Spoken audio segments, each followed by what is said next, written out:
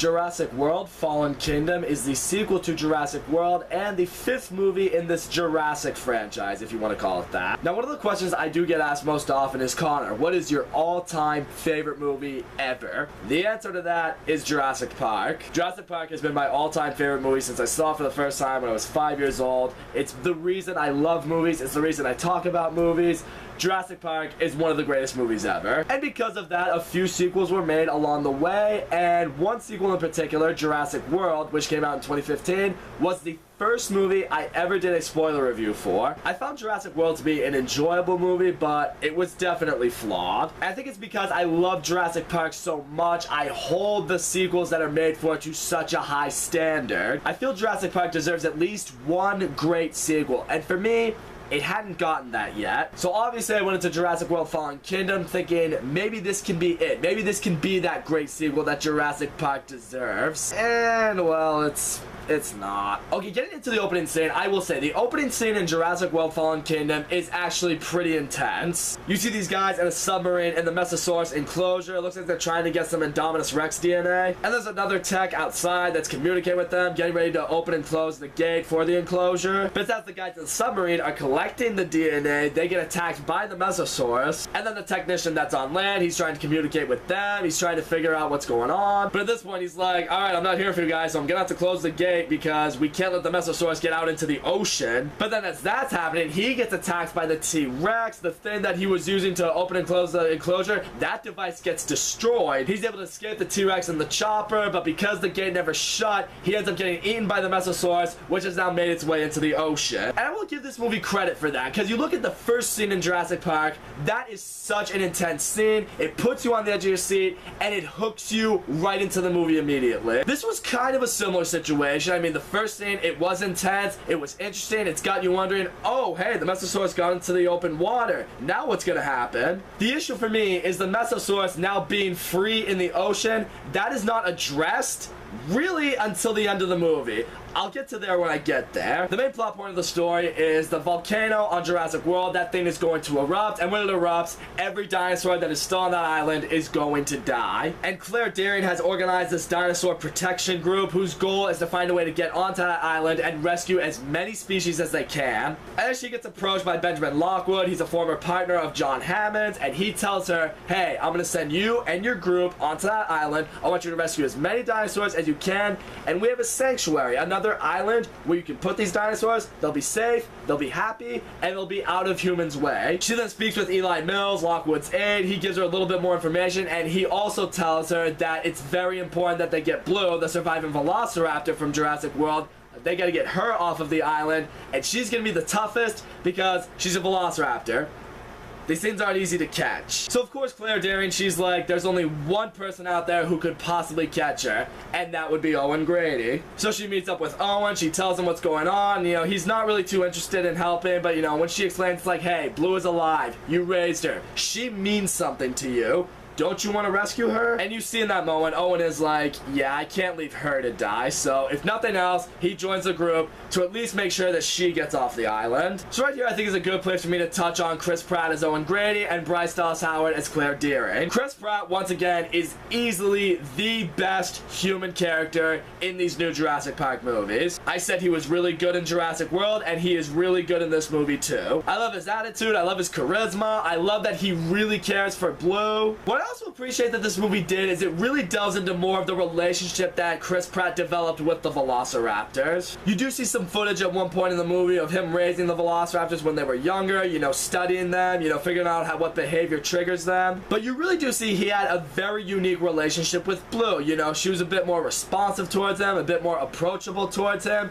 She was a dinosaur that seemed like she could take commands from humans. Bryce Dallas Howard, I was very critical of her in the first Jurassic World. I didn't really like her character. I didn't really care for her character. She does a better job in this movie. I will say that. She ditched the high heels, thank God, from the last Jurassic World movie. She seemed like someone who was more capable of leading a mission like this. She seems like someone who's not afraid to get down and dirty and working with these dinosaurs. I did like seeing that she does have this passion to help the dinosaurs and save them, but at the same time, I still couldn't quite love her character. I mean, I thought her character was better. I thought acting-wise, Bryce Dallas Howard did a better job here, character, but still, her character just pales in comparison to Chris Pratt's. Chris Pratt, like I said, is still by far and away the best human character in this movie, and the fact that he so outclasses every other human character in this movie, I think that's a bit of a problem. So yeah, the group, they get onto the island, they're prepared to rescue as many dinosaurs as they can. And getting into some of the other characters, I'm gonna touch on the park technician Franklin Webb.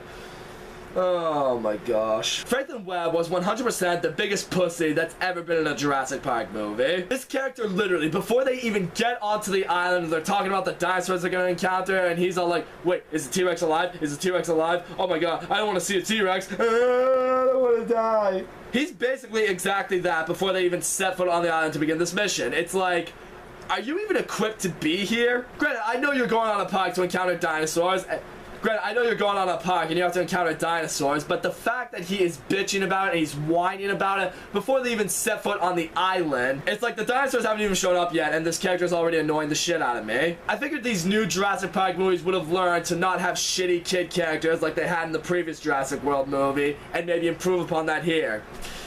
They didn't with this one, that's for sure. And really, the issue I have with Franklin Webb is his character was meaningless. He shows up on the island, he does some things here and there, but nothing really too significant. There reaches the point later on in the movie, I don't even think he was really even a part of it anymore. So it just had me sitting there like, really, what was the point of his character? To be a fucking bitch? So yeah, fuck Franklin Webb, and fuck the actor who played him. Alright, maybe that's a little too far for me to say, but still, fuck Franklin Webb. It's around this time, Owen Grady's been able to find Blue, you know, he's communicating with her. It seems like she still remembers him, but as he's going to approach her, she gets tranquilized by these soldiers that were a part of the group. So they take Blue away. They've already captured a bunch of other different dinosaurs, and these people right here are prepared to leave Owen Grady, Claire Dearing, and Franklin Webb to die on the island as a volcano erupts. So yeah, like I said, the volcano has erupted, the island's now going to shit, all the animals are in panic. So Owen's running away from the cloud of smoke. Claire and Franklin, they get into one of those hamster balls the park has, and they're trying to get away from it through that, which eventually leads to them falling off the cliff. You know, they're in water, their thing is flooding, but you know, because Owen Grady is a fucking man who just evaded a fucking volcanic cloud that was literally engulfing him, he dies down, he cuts them free, they're all saved, but not before the three of them are able to sneak back onto that boat that's now escaping with the dinosaurs they have collected. I will, however, give props though to that one scene in particular where they're on the boat, they're leaving the island, and they look out and they see the Brachiosaurus out there, and it looks like it's crying for help, crying for them to come back, and then it gets engulfed in the smoke and it dies. That scene was actually really well done, and I did feel something from that. Can't deny that. But it's at this point, you know, Claire's all like, oh, it was all a lie, we were betrayed, we were fucked over, just, oh, fuck all those people. But the issue I have with that moment is the trailer gave this big plot point away. I feel like if the trailer took that out entirely and it made you feel like going into this movie, it was actually going to be a rescue mission for the dinosaurs, and then boom, the group turns on the three characters. Looks like they're just collecting these dinosaurs because they're going to put them up for auction to be sold. That could have been a big, oh, holy shit, I did not see that coming. Wow. Good for you, movie, for throwing me a curveball. But no, they put that in the trailer, and I'm just like, welp. Surprise is ruined now. So it is right here. We do discover that Eli Mills was going behind Lockwood's back because his goal is actually to put these dinosaurs up for auction, to sell them to numerous buyers, presumably for warfare. But he also reveals that he's got something very big planned that he's prepared to reveal to the people at this auction, and it's something that they need Blue the Velociraptor for. But it is also right here we get introduced to the better kid character in this movie, and that was Maisie. She's Lockwood's granddaughter. She has a big love for dinosaurs, a big curiosity about them. And I gotta give props to the actress who plays her. She does a really good job here. Going back to Jurassic Park, what really made Jurassic Park a great movie was the kid actors in there were great actors. I liked them as characters, and I really bought into them when they were scared of these dinosaurs. So similar to the kids from the first Jurassic Park movie, this girl Maisie, very likable character, and when she was frightened, I bought that she was frightened. But it's here she's overheard that Mills was talking things over with one of the auctioneers about what the big plan is, so she goes to inform Lockwood, who's pissed off about this because this was not what was supposed to happen. So yeah, Lockwood tries to confront Mills, but because Lockwood's old and confined to his bed,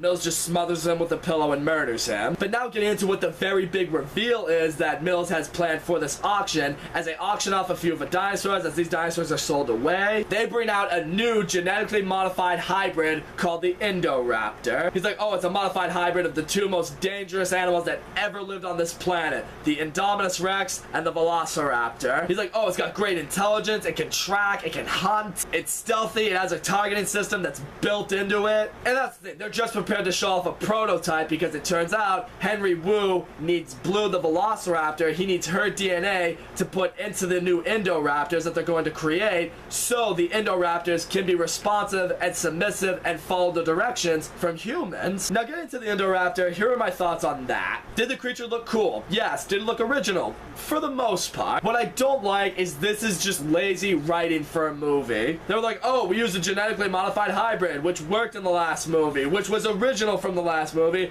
so we're gonna take that plot point and we're gonna put it right back into this one. That's just a prime case of sequelitis right there. It's like they're being lazy, they can't think of anything original, so meh, just throw in what worked from the last movie. It's like we've already seen a genetically modified hybrid. Give us something new. And the other issue that I have here is like they're just showing the prototype off for the auction. They're not selling it. They're not intending to sell it anyway. But the buyers that are there, they start bidding on this animal and bidding big money on the animal. So the auctioneer, Mills, they just completely ignore that this thing is dangerous. This thing is not ready yet. They're just like, all right, yeah, we'll take your money. We'll put the thing up for auction. Like, I get they're a bunch of greedy, wealthy fucks who just want more money and don't give a shit about other people. But it's like Henry Wu puts it best. It's like, this thing is not ready. You send this out now, it's gonna kill people. Chances are this is gonna come back to bite you right in the ass. Most likely, literally and figuratively. They're just like, no, we're getting $23 million off this thing. Let the auction keep going. And now at this point, Owen and Claire are able to stop the auction by setting this Pachycephalosaurus onto the auction, just caused chaos because that thing broke them out of a cell they were confined to. Really had me wondering why they put a Pachycephalosaurus, you know, one of those really big bone-headed animals who literally just could break everything with its head. I used to be really into dinosaurs when I was a kid, so I know these things. But it just had me wondering two things. Like, one, why would you put the heroes, notably one who's really good at working with dinosaurs, in Owen Grady, next to that dinosaur? And why would you put that dinosaur in a brick cell? If nothing else, you should think, it's like, oh, with an animal with those capabilities, put it in something with steel. Put it in something that's going to contain it. I mean, I don't know. It's like, I would have thought that through anyway. It's like, don't risk these dinosaurs causing havoc. Like, take extreme precaution with them. They're fucking dinosaurs. So anyways, that dinosaur sets them free. So they set that dinosaur free. I'm on the auction, which causes chaos, which ends the auction. But then comes a moment with the Indoraptor that just literally pissed me off to no extent. Like, this actually made me cringe. At this point, the auction is cleared out, and one of the mercenaries who was with the group when they were on the island, this guy named Wheatley, he sees the Indoraptor in his cage. He shoots 2 tranquilizer darts into it, so the thing looks like it's knocked out. And what does this fucking idiot decide to do? He literally goes in to the Indoraptor's cage, leaves the cage unlocked, doesn't relock it or anything like that, goes into the cage because he collects dinosaur tooths to make a necklace, because,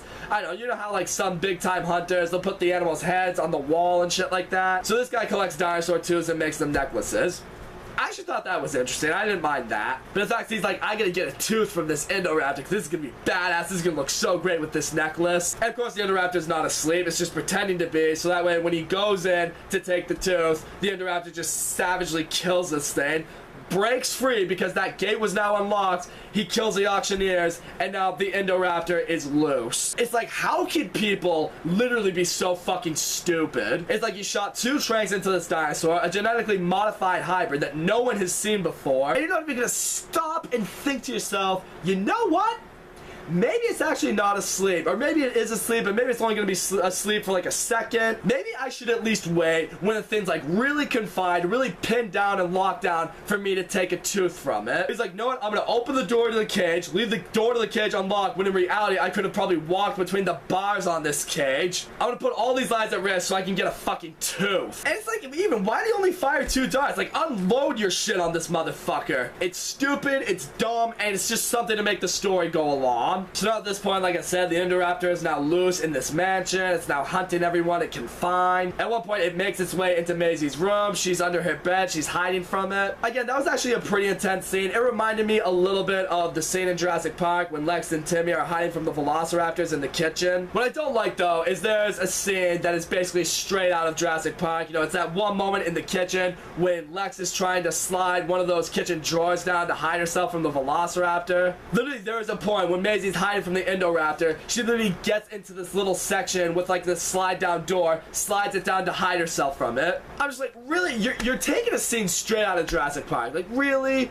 Have some originality. But then it's later on, as the Indoraptor is doing its hunting, Blue has been saved by the group, and they send Blue after the Indoraptor. She fights the Indoraptor, sends it falling through this glass door where it impales itself on this, I believe, Triceratops statue, and it dies. It's dead now. And that's just another issue that I had with the Indoraptor. I really don't think it needed to be in this movie. With the Indominus Rex in Jurassic World, that was the focal point of the movie. The genetically modified hybrid from Jurassic World was the main plot point. They're like, we have dinosaurs in this park, but people want to see something new, so we created something new. It got loose. It's causing havoc. Now there's a problem. Really, the Indoraptor here, it didn't really provide that much. Like, the point of this movie is like they're saving dinosaurs. Turns out they weren't saving dinosaurs. They were setting them up to be auctioned off. And yeah, they wanted to make this prototype. Really, the Indoraptor was in this movie for, I want to say, maybe 15 minutes. It didn't really feel that long anyway. I'm just going to say that much. And really, it wasn't a focal point to the movie. It wasn't like the main purpose of the movie. It's literally here because the studio felt they should make another genetically modified hybrid. That's it. It escapes, kills a few people, and then it dies. The end. It's like, again, that's something they probably could have taken out of the movie entirely and replaced it with something different. Something that maybe would have made a little bit more sense. But now at this point, hydrogen cyanide has been leaked where the dinosaurs are being kept, so some of them are going to slowly start dying. And there's only one way to save them. They have to open the doors and let them escape into the world. Claire, she thinks about doing it. She thinks about hitting the button, but Owen tells her, it's like, Claire, you hit that button, there is no going back. She thinks about doing it, but she makes the right call. She slams it down because she knows you release those dinosaurs into a world filled with people, it's a recipe for disaster. So then Maisie, she goes, she hits the button, she frees the dinosaurs, and her reason is because she's like, oh, they're alive like me, because it turns out that she's a cloned granddaughter, and that's why Lockwood terminated his partnership with Hammond. Oh wait, the other way around, I should say. Never mind. But yeah, either way, she's a clone, and she sympathizes with these dinosaurs who are clones as well. And you know, you can't really get mad at her for doing this stupid thing because she's a kid, and kids just aren't that smart, but at the same time, it's like, oh my gosh, does anyone not realize the consequences that are about to happen? Oh yeah, and then Eli Mills tries to escape, but he gets killed by a T-Rex and I believe a Carnotaur just tearing him in half. You know what that scene's straight out of? The Lost World. It's like, ugh. And then the movie ends. The dinosaurs are now free in the world with all these people. And Ian Malcolm has been called to this court to help them decide what's going on, what's happening. And he's all like, humans and dinosaurs are gonna have to find a way to coexist now. Welcome to Jurassic World. That's really what pissed me off too. I saw the trailers. I thought Ian Malcolm was gonna have a big role in this movie. And really, he's in this movie for a grand total of 1.5 minutes, maybe? It's like, it's Ian Malcolm. He's one of the greatest characters in movie history, in my opinion. He's the best character in the Jurassic film franchise. You're only gonna have him here for 1.5 minutes? It's like, if you're gonna put him in the movie, at least make him a supporting character. That's what he's best at. So yeah, all in all, guys, Jurassic World Fallen Kingdom, it's such a flawed movie. Visually, the movie does look good. It's great seeing these dinosaurs still look awesome. Visual effects are very important with the Jurassic Park movie, so it's great to see they looked great here. Chris Pratt was still awesome in this movie. Bryce Dallas Howard, she was better in this movie than she was in the last movie. The kid actor who played Maisie, she did a really good job. The movie does have some intense scenes, but none that leave me quite white-knuckling like previous Jurassic Park movies have. The problem is, the other human characters in this movie, I really didn't give a shit for, especially Franklin Webb. That kid was a fucking pussy. And the movie just suffers from such sequel-itis. It is sick. A genetically modified hybrid, we've seen that before, and that Indoraptor didn't really provide too much for this movie. And all the plot holes, oh my god, the fucking plot holes in this movie do not get me started. From Chris Pratt being able to communicate with a dinosaur to break it free from their cell, to that fucking idiot that opened the cage to get the tooth from the Indoraptor, which allowed it to be free and kill people. And that freaking kid Macy hitting the button and letting dinosaurs go free into the world. Not to mention the trailer ruining the big plot point that, it was all a lie. They were gonna just sell these dinosaurs off. It's just all these plot holes that happen that are so stupid and so dumb in the way they're executed. Had to sit there like, you could have done such a smarter job with these. Like, why? Why were you so lazy? Why did you think this was good enough? In the end, this movie really annoyed me. It really disappointed me. And I want you guys to know, I went into this movie wanting to love it. I go into every Jurassic Park movie wanting to love it. But it has way too many issues. In my opinion, the issues way outweigh the positives that are in this movie. In the end, I used to say Jurassic Park 3 was the worst movie in the Jurassic film franchise. It may be this one now. I've been pulling for this franchise to give us a great sequel for a very long time now.